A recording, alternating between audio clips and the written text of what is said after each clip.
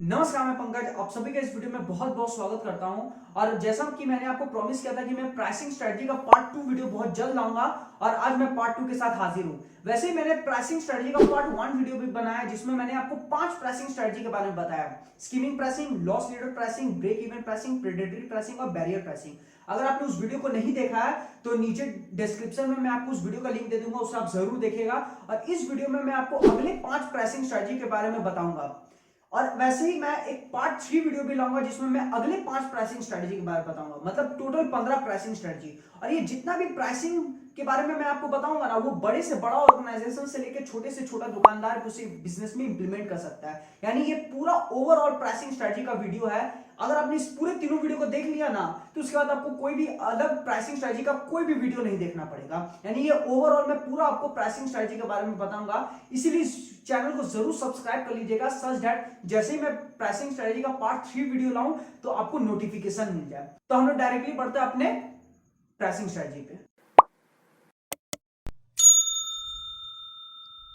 इस वीडियो का जो हमारा सबसे पहला प्राइसिंग स्ट्रेटजी है वो है कॉस्ट प्लस प्राइसिंग। इसे हम मार्कअप प्राइसिंग भी बोलते हैं। अगर मैं इसे आपको सिंपल भाषा में समझाऊं तो जो भी आपका प्रोडक्ट बनाने में, यानी एक प्रोडक्ट बनाने के पीछे आपको जितना भी कॉस्ट लगता है उस पर आप अपना प्रॉफिट को ऐड करके मार्केट पे सेल करते हो। अगर मैं आपको इसका अच्छा एग्जांपल दूं तो वह टूथब्रश का। मान के चलिए अगर आपको एक टूथब्रश बनाने के पीछे 20 रुपए कॉस्ट आता है, तो और अगर आपको लगता है कि इसमें मैं 10% का प्रॉफिट करूं, यानी 20 रुपए पे अगर आप 10% लगाओगे यानी होगा 2 रुपए, यानी आप 20 प्लस 2 22 रुपए पे आप अपना टूथब्रश को मार्केट में बेचोगे। ये होता है कॉस्ट प्लस प्राइसिंग।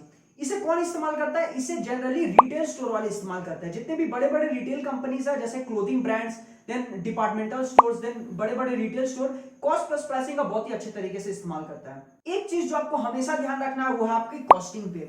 मैंने पिछले वीडियो में बोला था, इस वीडियो में भी बोलूंगा और अगले वीडियो में भी बोलूंगा कि कॉस्ट पे आपको ध्यान रखना ही रखना है, क्योंकि आप कभी भी प्राइसिंग सही से नहीं रख पाओगे अगर आपको कॉस्ट पता नहीं चलेगा। मान लीजिए अगर आपको टूथब्रश बनाने में 25 रुपए पड़ रहा है लेकिन आप उसे गलत कैलकुलेट करके 20 रुपए जोड़ रहे हो, तो आप सीधा सीधी लॉस कर रहे हो। इसीलिए मैं आपको बोल रहा हूं कि कॉस्ट पे ध्यान रखना ही रखना है और ये आपको अपने दिमाग में बैठा लेना है कि कॉस्ट ही सबसे इंपॉर्टेंट चीज है प्राइसिंग स्ट्रेटजी को डिसाइड करने के समय। जो हमारा दूसरा प्राइसिंग स्ट्रेटजी है वो है कॉम्पिटिटिव बेस्ड प्राइसिंग।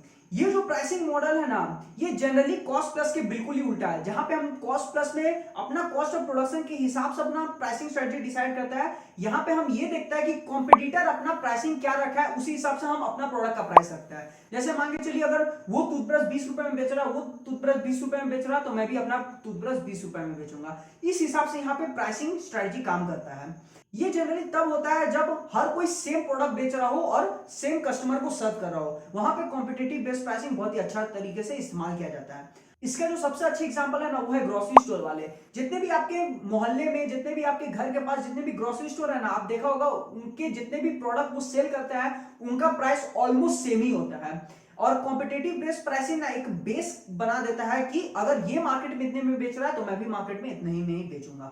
इस तरीके से ये प्राइसिंग स्ट्रेटजी डिसाइड किया जाता है। जो हमारा तीसरा प्राइसिंग स्ट्रेटजी है ना वो है प्रीमियम बेस्ड प्राइसिंग।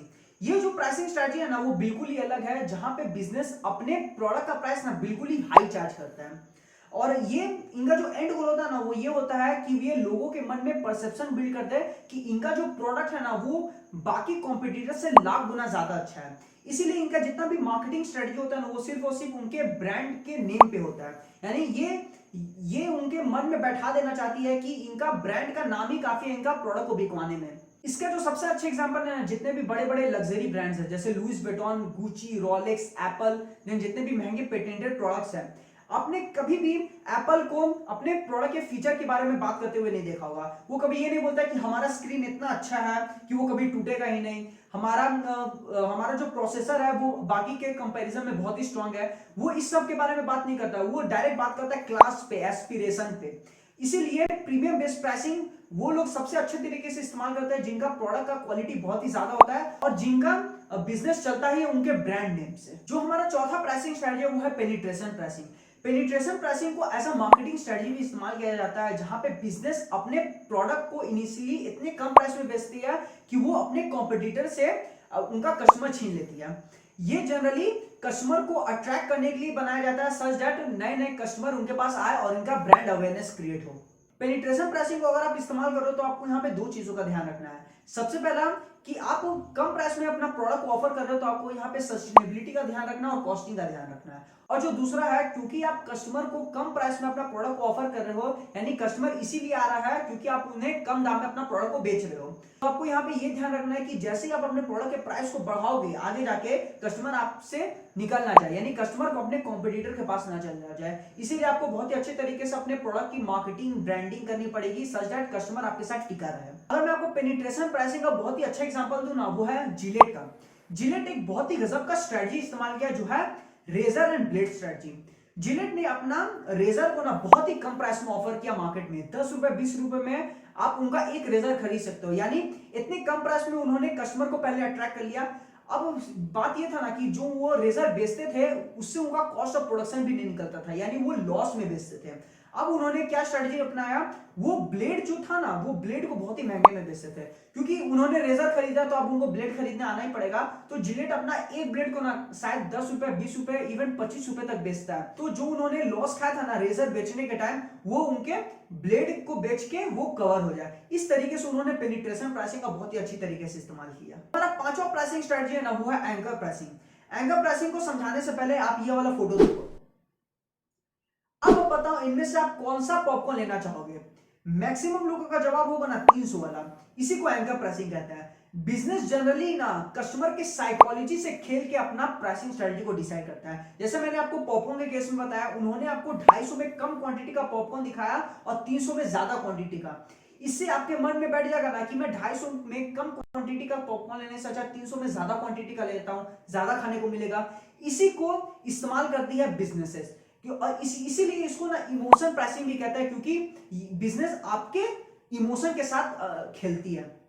इसका मैं एक और अगर अच्छा एग्जांपल दूं, जितने भी आप मॉल में जाते होंगे ना, वहां पे आपको जितने भी कपड़े होता है, जितने भी प्रोडक्ट होता है, उनमें आपको प्राइसिंग टैग लिखा होगा। 600 को काट के वो 200 कर देता है।